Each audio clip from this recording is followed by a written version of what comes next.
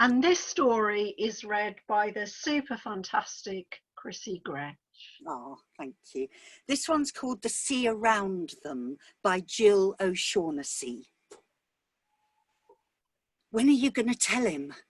Mike flashed his charismatic smile at Marion. The cove, shaped like an amphitheatre, was bathed in evening sunlight. A chilly breeze darted around the cliffs. Waves rolled effortlessly backwards and forwards. Only dark clouds on the horizon threatened the serenity of the scene. Tomorrow, Mike, I promise. I need to choose the right moment. Charlie has no idea about us. You're not having second thoughts, are you? This is our second chance, Marion. You're the one that ran out on me and joined the Navy. Probably a girl in every port, too. I thought you'd wait for me. 3 years is a long time to wait, Mike. Charlie came along and then a baby, and that was that. Marion looked at Mike. She could not believe her luck. She knew she was being reckless.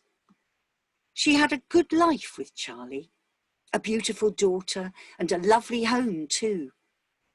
However, since Susan had left for university, everything had lost its lustre. Charlie was kind and gentle, but always preoccupied with work. She felt directionless. Then Mike showed up again in her life. When she was with him, she felt 16 again, like a modernist painting in bright, bold colours instead of a washed-out watercolour. Call me tomorrow, I'll be waiting. They kissed and left, exiting like well-rehearsed actors. The next morning, Marion woke after a troubled night's sleep.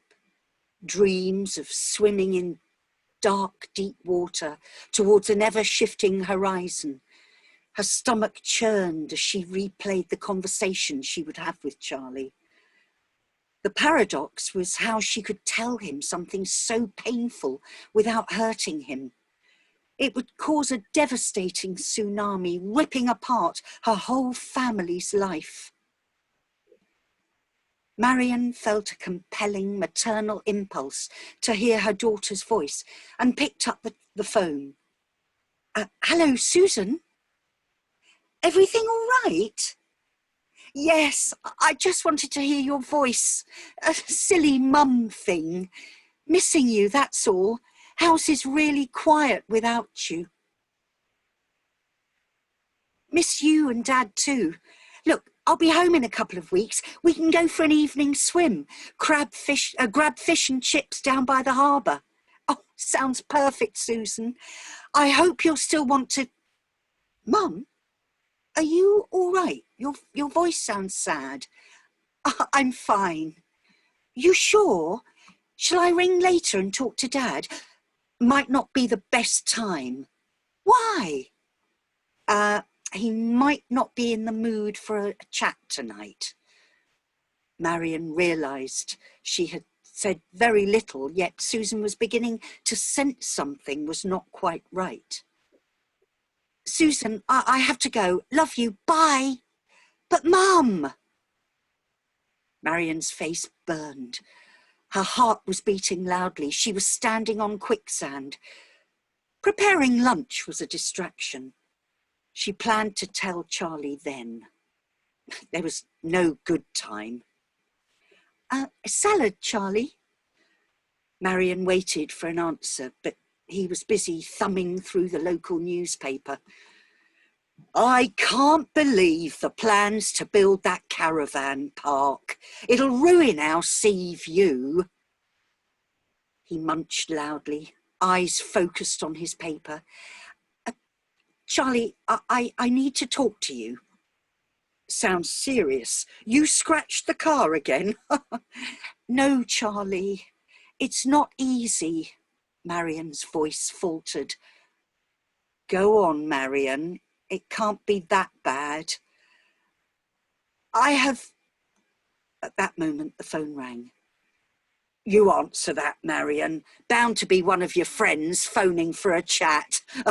I've got to get out and cut the grass. Charlie slipped on his worn brown gardening boots and wandered outdoors. Frustrated, Marion rushed to answer the phone. She hoped it was not Susan. She did not feel like talking to her so soon. Minutes later, Marion put the phone down and did not say or do anything initially. Visibly trembling and pale-faced, she looked through the window and could see Charlie, wiping his brow as he pushed the lawnmower through the thick spring grass.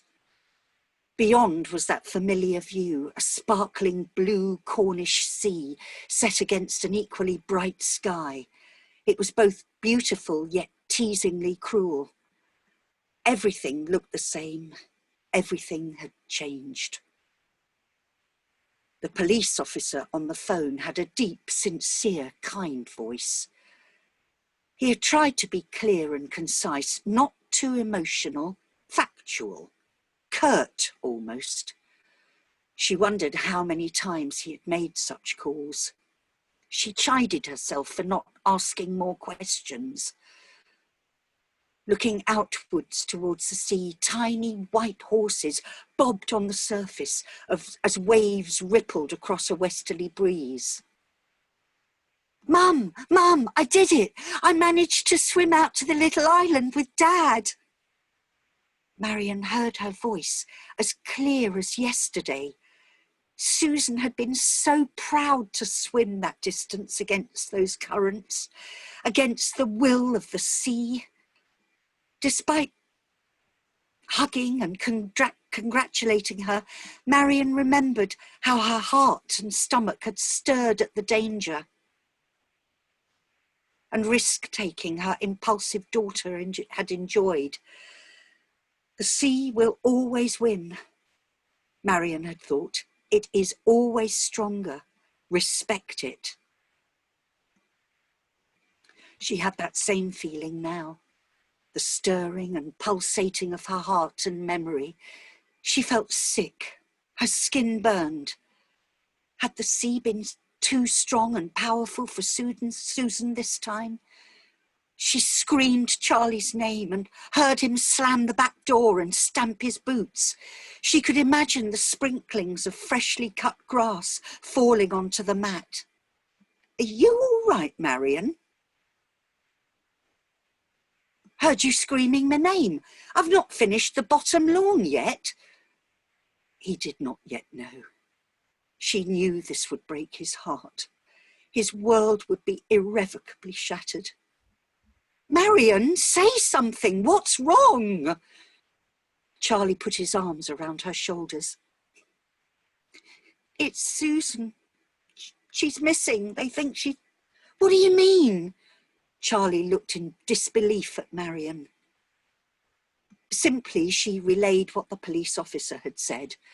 Susan outrunning, boy drowning, Susan dived in, strong undercurrents, boy pulled out, Susan pulled under, currently missing, search party. Marion winced in pain as she watched Charlie howl silently in choking gasps as if he was being suffocated. They sat side by side, hand in hand, praying, sobbing, bargaining with God, waiting for news. Long, dark hours followed. Both feared the worst, yet indulged in the fragile hope that perhaps, just perhaps, their daughter would be safe. They had lived by the sea all their lives. They knew it was indomitable, coquettish and cruel, but it always finally gave up its dead on a whim, on a tide, on a beach, somewhere. Marion did not remember much. At some point, police officers arrived with the news they had dreaded. Susan's body had been recovered. Eyewitnesses said she behaved heroically with no regard for her own safety, how she had swum powerfully, confidently. and pulled the boy to safety. Then somehow she just seemed to disappear. Talk of strong undercurrents, riptides. Marion felt hollow. She went and laid on Susan's bed in her childhood room. Posters lined the walls. A collection of shells sat on the shelf. Swimming medals and trophies stood in pride of place. Marion picked up Elf, Susan's treasured teddy, with its worn patches of brown fur and chewed ears, and hugged it tightly, trying to inhale all that was left of her. She was angry with Susan. She should have known better than to jump into the sea, not thinking about her own safety or the pain she would cause. Yet this was also what Marion loved about her daughter. Her selflessness and exuberant confidence and joy in life. The next few days passed in a vortex of grieving. Despite his own bitter pain, Charlie nurtured and looked after Marion, making her eat when she had no appetite and sleep when not tired. Marion finally agreed to get some fresh air and go for a walk with Charlie. He wanted to show her something, he had said. He guided Marion along familiar lanes edged with white spring flowers, through fields of ripening corn, past ink-black indifferent cows, swishing their tails to get rid of the buzzing flies. They reached the cove with its very own church perched on the sands.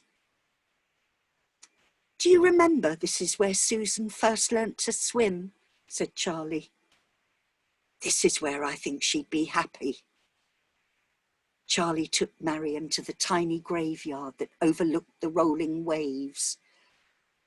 Marion agreed. Susan loved the sea. "Did you know this church has stood here since 1450? It's endured wars, storms and plagues. It's safe and secure. Not everything bright and new is worthy of adoration." Marion knew Charlie was not just talking about the church. He had always known about Mike. Marion held out her hand. "Let's go down to the sea." She knew the rest of her life would be wrapped like a pearl around this lacerating grain of grief and guilt. That she had ever thought about leaving this behind for Mike perplexed her. She would tell him it was over. They stood on the shoreline. The sea had taken away what was most precious. Marion knew the future would be dark and stormy, but she knew she would make the voyage with Charlie.